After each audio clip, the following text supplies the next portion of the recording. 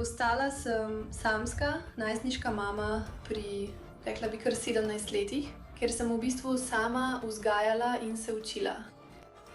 In po 2 letih in pol v tej zvezi sem zdaj spet sama. Zvezdnica TikToka je v središču srhljive preiskave umora po naročilu. Vplivnica Gabby Gonzalez in njen oče, odvetnik s Floride, sta obtožena, da sta načrtovala umor pop pevca Jacka Averyja, ki je oče Gabbyine mlade hčerke. Preiskovalci pravijo, da primer vključuje skrivna plačila, tajne telefonske klice in šokanten domnevni načrt, da bi poskrbeli, da pevec fantovske skupine izgine. Spremljate On the Case, ki ga predstavlja Law and Crime. Jaz sem Chris Stewart.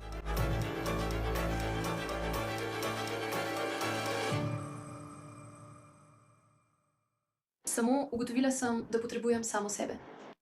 Pred 5 leti je bilo biti sama najslabša stvar, ki bi se mi lahko zgodila.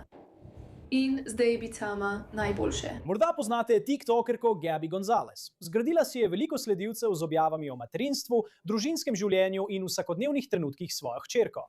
Toda zdaj sta bila Gabby Gonzalez in njen oče Francisco Gonzalez oba aretirana v primeru, za katerega policija pravi, da vključuje domnevno zaroto za umor po naročilu. Domnevna tarča pa ni bila naključna oseba. Po navedbah preiskovalcev naj bi bil moški, ki sta ga domnevno želela mrtvega, Jack Avery, nekdanji pevec skupine Why Don't We in oče Gabbyine 7-letne hčerke.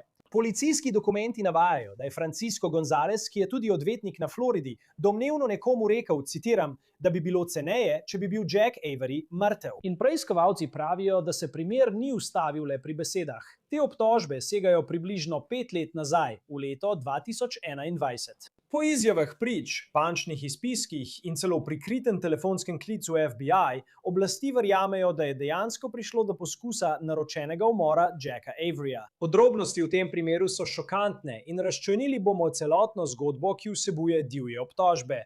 Začnimo z Gabby Gonzalez in s tem, kdo je. Na TikToku se predstavlja kot mlada mama, ki išče svojo pot v življenju. Ima 7-letno hčerko, ki jo je rodila pri 17 letih. Na svoji poti skozi ženskost sem preizkusila skoraj vse izdelke za menstruacijo, odkar sem jo prvič dobila pri 13 letih pa do danes. Kot odrasla ženska, ki je imela otroka, ki je doživela spontane splave in ki je izgubila otroka ob porodu.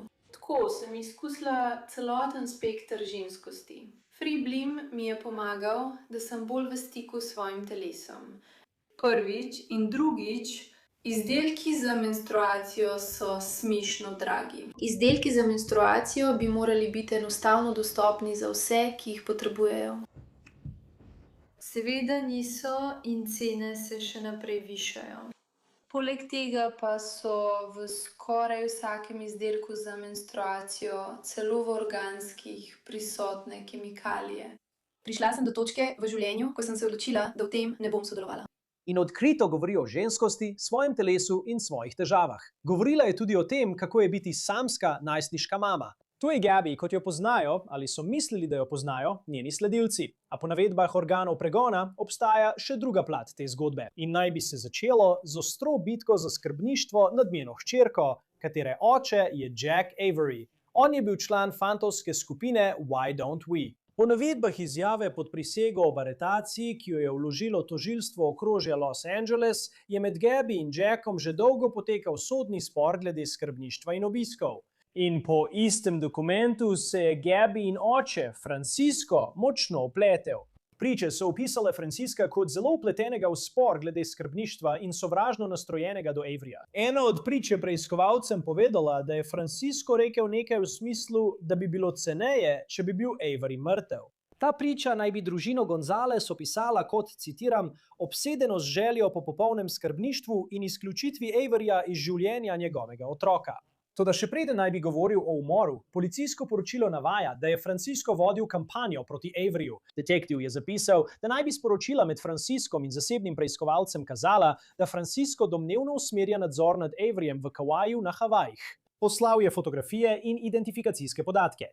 Spraševal je, ali Avery pije, kadi, je sam ali prejema pomoč, karkoli bi se lahko uporabilo proti Averyju na sodišču. V nočeni komunikaciji, ki so jo pregledali zvezni agenti, naj bi Francisco razpravljal o navedbah, da naj bi imel Avery COVID. Spomnite se, da smo zdaj v letu 2021 in izrazil je namero, da bo poskrbel za Averyjevo aretacijo, če bi se pojavil na obisku, ter poskušal vpleti svoj stik pri organih pregona. Preiskovalci so pregledali tudi sporočila v družinski skupini. V eni izmed izmenjav iz 22. marca 2021 naj bi Francisco zapisal, citiram: "Pokliči Barko, nikoli ni prezgodaj." Po navedbah v zapriseženi izjavi so preiskovalci to šteli za pomembno, ker so kasnejši dokazi pokazali, da sta Gabby Gonzalez in moški, za katerega še ne moremo potrditi, da je bil areteran, v tem primeru naj bi poskušali rekrutirati to osebo, ki jo oblasti identificirajo kot nekoga z imenom Dustin Barka, da bi grozil Averyju. Seveda pa zaenkrat nimamo potrditve, da je bil moški z imenom Barca obtožen v tem primeru, ali da sploh bo. Torej, te obtožbe segajo vse do leta 2021. Ta preiskava poteka že približno 5 let. A ves ta čas je Gabby še vedno objavljala na TikToku, kot da se nič ne dogaja. Dobro jutro vsem. Med espresom Not Like Us in mučenjem na Trinsferestropju je moj možgan. Je na nečem. Samo ponavlja besedilo pesmi znova in znova. Ali ni to bistvo, ali ni to pranje možganov? Deluje, deluje. O moj bog, ampak očka, jaz ga imam rada. Poslušajte, prvih nekajkrat, ko sem poslušala to pesem, je res delovala kot gejevska himna. Ne vem, zakaj vse tako zanima, o katerem fantu govori katera pesem. Mene ne zanima. Mislim, da navsezadnje to sploh ni pomembno. Ampak ta pesem je res dobra. Jaz res uživam ob njej. Po poročilu policije se je domnevna zarota stopnjevala. Priča je preiskovalcem povedala, da je Gabby večkrat rekla, da želi, da je Jack Avery mrtev, in je razpravljala o najemu plačanega morilca. Ta priča je izjavil, da sta Gabby in še ena oseba govorili o uporabi temnega spleta in plačilu v bitcoinih. In priča je preiskovalcem povedala, citiram: "Francisco Gonzalez je bil vir denarja." Priča je tudi izjavil, da so o načrtovanem umoru govorili, da naj bi se zgodil v Los Angelesu in, citiram, "naj bi bil videti kot prometna nesreča." Drug priča je preiskovalcem povedal, da je Gabby rekla, da je bil predlagani morilec plačan, da ubije Averyja, in da je Francisco za umor plačal približno $10,000. Potem pridejo na vrsto finančni zapisi v tem primeru. In teh je ogromno. Po izjavi pod prisego je Francisco Gonzalez 26. aprila 2021 opravil nakazilo v višini $10,000 domnevnemu plačanemu morilcu prek plačilne aplikacije Square. Zapisi kažejo, da je denar prispel na račun domnevnega plačanega morilca. Nato je domnevni plačani morilec 4. in 6. maja 2021 prenesel dva ločena zneska po $5,000 na svoj račun za kriptovalute Gemini. Naslednji mesec, 5. junija tistega leta, je oseba, za katero policija verjame, da je morilec, domnevno poslala Franciscu račun v višini $4,000 prek svojega podjetja. Policija trdi, da je Francisco kasneje plačal ta znesek. Ta bremenitev se je pojavila v Franciscovih bančnih izpiskih, pridobljenih s sodnim pozivom. Domnevni morilec je kasneje preiskovalcem povedal, da dejansko ni opravil nobenih storitev spletnega razvoja in da je verjel, da je bil namen računa, citiram, krinka. Po policijskem poročilu je domnevni morilec med nadaljnjo preiskavo izjavil, da mu je Francisco poslal denar, citiram, pod pretvezo plačil za spletni razvoj, čeprav dejansko ni bilo nobenega dela na spletnem razvoju. Domnevni morilec je tudi povedal, da je s Franciscom komuniciral prek šifriranih sporočil in klicev v aplikaciji Signal. Toda zdi se, da je najbolj neposreden dokaz prišel od zveznega agenta, ki se je izdajal za morilca. Zvezni agenti pravijo, da so pregledali komunikacijo med domnevnim morilcem in nekom, ki je bil naveden kot Fran G. na telefonski številki, povezani s Franciscom. Domnevno je v tej komunikaciji Fran G. poslal kodno besedo Bullrun, temu pa je sledil zgrešen zvočni klic. Domnevni morilec je odgovoril, da bo poklical kasneje tisto noč, Fran G. pa je sporočil, da bo na voljo po 19. uri po vzhodnem času. NATO so zvezni agenti pregledali klic, v katerem sta sodelovala Francisco Gonzalez in tajni agent, ki se je izdajal za morilca. V tem klicu je, po navedbah izjave pod prisego, ki jo imamo, Francisco uporabil kodne izraze, vključno z Bullrun, omenil je predhodno plačilo v bitcoinih in se pogovarjal o preverjanju tarče ter dogovarjanju za plačilo po opravljeni nalogi. Zvezni sledilni materiali so pokazali, da je domnevni morilec financiral plačila v kriptovalutah, povezana z naročilom za umor po naročilu. Po poročanju TMZ so Gabby prejšnji teden aretirali v okrožju Humboldt v Kaliforniji, ki se nahaja na skrajnem severu Kalifornije, ko se je vkrcavala na letalo. Nato so jo premestili v okrožje LA, kjer je trenutno pridržana brez možnosti varščine, kažejo spletni zapisi šerifovega urada okrožja LA. Na dan, ko to snemamo, v torek naj bi Gabby stopila pred sodišče zaradi obtožbe zarote za umor. Kar zadeva njenega očeta, Francisca Gonzaleza, so ga aretirali na drugi strani države v okrožju Seminole na Floridi. To je v osrednjem delu države na podlagi naloga iz Kalifornije.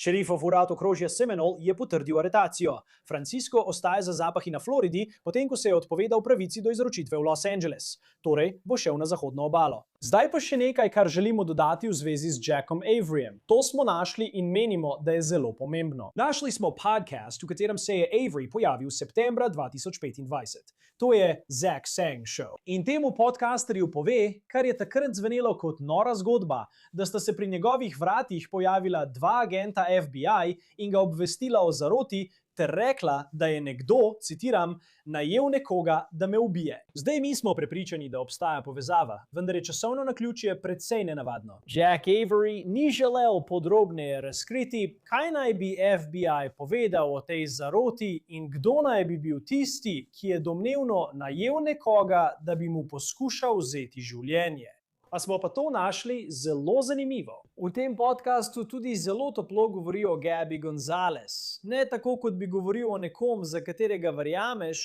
da bi lahko najel nekoga, da ti vzame življenje. Tako da ni jasno, ali je vedel, da FBI preiskuje tudi Gabby kot del domnevne zarote za umor po naročilu. Zdaj se nam pridružuje nekdanji zvezni tožilec in predsednik West Coast Trial Lawyers Nima Romani. Vedno je odlično, da ste tukaj pri Law and Crime. Ta preiskava sega v leto 2021 glede na sodne dokumente, ki jih imamo. Kaj menite o tem časovnem okviru? Kris, hvala, da ste me kot vedno povabili, nisem presenečen. Torej, kar želite storiti, še posebej pri teh primerih umora po naročilu, ali pravzaprav pri kateremkoli primeru, kjer obtožujete zarote ali podobnega kaznivega dejanja, ki še ni bilo dokončano, res želite poskrbeti, da imate vse urejeno. Seveda je zadnja stvar, ki si jo želite, da bi bil kdo umorjen, ali v primeru nedavnih napadov na nekatere judovske centre v New Yorku, da bi kdo dejansko postal žrtev bombnega napada. Ampak potrebujete dovolj dokazov.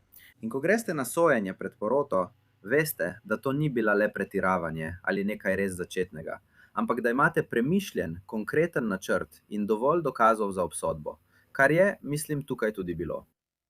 In preden pridemo do Gabby Gonzalez in kako bi lahko izgledal primer proti njej, je še vedno veliko stvari, ki jih v tem trenutku ne vemo. Francisco Gonzalez, njen oče, zdi se, da imajo organi pregona dokaze, tako v prenesenem kot dobesednem pomenu, kar zadeva nekatere bančne transakcije, ki so bile opravljene. Zdi se, da so nekateri ljudje tudi izjavili, da je govoril o najemu plačanega morilca. Vsekakor imate domnevni motiv, ki temelji zgolj na tem sporu glede skrbništva, ki traja že nekaj časa. Kaj vam najbolj izstopa glede tega, kakšen bi lahko bil primer zanj, v čem je bistvo zadeve v prihodnje in kako naj bi tožilci dokazali, da je poskušal najeti plačanega morilca ali da je želel ubiti Jacka Averyja? Ja, ni nenavadno seveda, da pride do nasilja ali groženj z nasiljem, ko govorimo o sporu glede skrbništva. Vsakomur, ki to spremlja, je njegov otrok najpomembnejši. In veste, lahko vam povem, da moja žena, na primer, zastopa rejniške otroke. In lahko vam povem, da so nekatera od teh obravnav v postopkih za varstvo otrok bolj groba kot najhujši kazenski primer, ki sem ga obravnaval, kjer nekdo odhaja v zapor za vse življenje. Mislim, vzameš nekomu otroka. Tako smo znova in znova videli primere, ko nekdo ubije svojega zakonca, bivšega zakonca, ali to poskuša storiti zaradi skrbništva. Vendar smo videli tudi v nekaterih odmevnih primerih, kjer so se vmešali starši. Saj so seveda stari starši in čutijo močno potrebo po tem. Verjetno je primer Dana Markela z Floride, o katerem smo obširno poročali tukaj na Law and Crime, verjetno najbolj nedaven razvpit primer tega. Ni pa nenavadno, da so vpleteni tudi stari starši ali starši zakonca, kar vidimo tudi tukaj. Zanimivo je, ker eden izmed domnevnih, veste, ljudi, ki naj bi bili plačani morilec ali nekdo, ki naj bi ga najeli v tem primeru, govori o $10,000, mislim, da je bilo to, približno $10,000 naj bi bilo plačanih za ta domnevni umor. In potem imate pričo, ki pravi, da je bilo to za neko delo pri spletnem razvoju, ki pa nikoli ni bilo opravljeno. Ko gradite primer, kot je ta, dejstvo, da lahko kot tožilec dokažete, da je denar šel tja, vendar ni bil namenjen temu, za kar naj bi bil. Kako to vpliva na zgodbo, ki jo boste predstavili poroti, če sploh pride do te točke? Torej, Kris, te primeri so večinoma zgrajeni na enega od 3 načinov, običajno pa na vseh 3. Seveda, prisluhi. Če imate obtoženčeve lastne besede, je to koristno, kaj ne? Sporočila, posneti telefonski klici. Potem je naslednja najboljša stvar, tajni agent. V tem primeru imamo agenta FBI, ki se izdaja, veste, za nekoga, ki bi lahko pomagal pri tem umoru. Tretja možnost, še vedno koristna, a mislim, da ne tako kot prejšnji 2, so delujoče priče, ker imate ljudi, ki bi lahko imeli motivacijo lagati, da bi rešili sebe. Veste, včasih imajo svojo lastno kriminalno preteklost. Lahko jih diskreditirajo med navzkrižnim zaslišanjem. Predvsem zato, ker se vse to dogaja za zaprtimi vrati, so to 3 načini, kako gradite takšne primere. In da odgovorim na vaše prvo vprašanje, so verjetno razlog, zakaj je trajalo tako dolgo, da ste to slišali. Kaj se dogaja v tem času? Ker če imate 5 let nekoga, ki je pripravljen plačati denar, da nekoga ubije, in očitno je ta vprašanje skrbništva trajalo tako dolgo obdobje, kaj počnejo organi pregona, da zagotovijo, da ta oseba tega dejansko ne izvede? Ja, mislim, da je to res najboljše vprašanje, ne? Videli smo v drugih primerih, kjer so organi pregona čakali predolgo in je bil morilec ali potencialni morilec na prostosti. Veš, ti in jaz govorila sva o primeru David, na primer, ne? Kjer je bil nekdo drug najden mrtev septembra in je trajalo veliko mesecev, da so aretirali osumljenca. In ljudje so bili precej kritični. Mislim, da je to tudi upravičena kritika. Seveda želimo, da organi pregona ravnajo pravilno. Ampak če je tam zunaj nekdo, ki je potencialni morilec in mu dovoliš, da izvede umor ali umor po naročilu, mislim, da je to velik problem, če si organ pregona. Po drugi strani pa lahko zamuda pomaga tudi obrambi. Omogoča jim, da trdijo: poglejte, bil sem res vznemirjen. To je bilo sredi zaslišanja o skrbništvu. Saj veste, samo pretiravali smo. Ni bilo pravega načrta, da bi ga kdo ubil. Saj veste, sam rekel sem, kot, veste, upam, da umre. In, veste, komaj čakam, da ga nekdo ubije. Očitno to ni najboljši položaj, če ste obramba. Ampak če lahko trdite, hej, v 5 letih se v resnici ni nič zgodilo, je to zagotovo nekaj, kar bi lahko prepričalo poroto. Zanimivo je, ker je Gabby Gonzalez, jo ljudje na TikToku in družbenih omrežjih očitno dobro poznajo. Je ena tistih vplivnic, ki ima kar veliko sledilcev. In v aretacijskih dokumentih, ki jih imamo v zvezi z njenim očetom, se zdi, da trdijo, da je bila del te zarote, da si je želela, da bi oče njene hčerke umrl in da je sodelovala pri tem. Obtožujejo jo, da je sodelovala pri tem, kar je njen oče želel narediti in da je plačala denar, vendar se zdi, da ni bila ona tista, ki je dejansko plačala denar za to. Morda je rekla, da si želi, da bi bilo to storjeno, vendar se zdi, vsaj glede na to, kar imamo trenutno, da ni bila ona tista in bomo videli, kakšni dokazi bodo prišli na dan v njenem primeru v Kaliforniji. Vendar se zdi, da nimajo računov, kot jih imajo za njenega očeta. Kaj morate dokazati v takih primerih, ko govorite o zaroti, da ne gre le za nekoga, ki reče, ja, rad bi, da je ta človek mrtev, ampak da so dejansko želeli to izpeljati? Ja, torej, za zaroto morate dokazati nekaj stvari. Nezakonit dogovor med 2 ali več osebami. In dokazati morate tudi konkretno dejanje. Nekaj res pomembnega v podporo tej zaroti, kaj ne? Torej, očitno je kakršnokoli plačilo ali poskus plačila najemnemu morilcu dovolj. Ampak imaš prav. Tukaj je lahko zelo zanimiva možna dinamika, kjer bi lahko nekdo, kot je Gabi, na primer, zanikal, da karkoli ve in rekel, glejte, za vsem je stal oče. In tam lahko pride do medsebojnega obtoževanja. In spet, če se vrnemo k tistemu primeru, ki je pritegnil veliko pozornosti, je bilo veliko ljudi obtoženih. V primeru Dana Markela imate v tem primeru, veste, plačanega morilca, mater zakonca, brata zakonca, dekle brata. Vsi so bili v tem primeru obtoženi, razen zakonca, ki je imel največ koristi od tega, da je bil oče mrtev v sporu za skrbništvo. Tako je, povsem mogoče, da so nekateri družinski člani vodili igro in bili sostorilci. Gabi pa ni vedela. Zato bo to zelo zanimivo, da tukaj nastopijo enotno in rečejo, da ni bilo nobene zarote, da je bilo vse pretirano, brez konkretnih dejanj, da se branijo kot enotna fronta. Ali pa Gabi nekako pokaže s prstom na svojega očeta.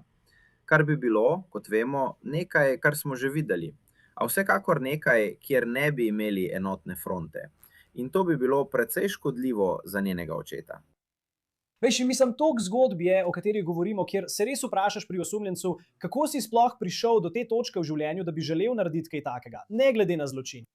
Ampak v primerih naročenih umorov, ki sem jih videl, se vedno zdi, da so tako težko izvedljivi. In dobro je, da jih pogosto dejansko ne izvedejo, ampak je toliko ljudi, ki vedo za zaroto, in ljudi, ki bi lahko šli in govorili s policijo. Kot v tem dokumentu, ki ga pregledujemo, sta kakšni 2 ali 3 priče. V enem izmed njih pravijo, da je hotel, da bi izgledalo kot prometna nesreča. Mislim, te podrobnosti, ki pridejo na dan, in če ima policija vse te ljudi, ki govorijo z njimi kot tožilec, v koliko različnih smereh lahko greš? Ker se zdi, da to ni bila tako velika skrivnost za ljudi, ki so domnevno govorili z FBI-jem. Mislim, brez dvoma, ne?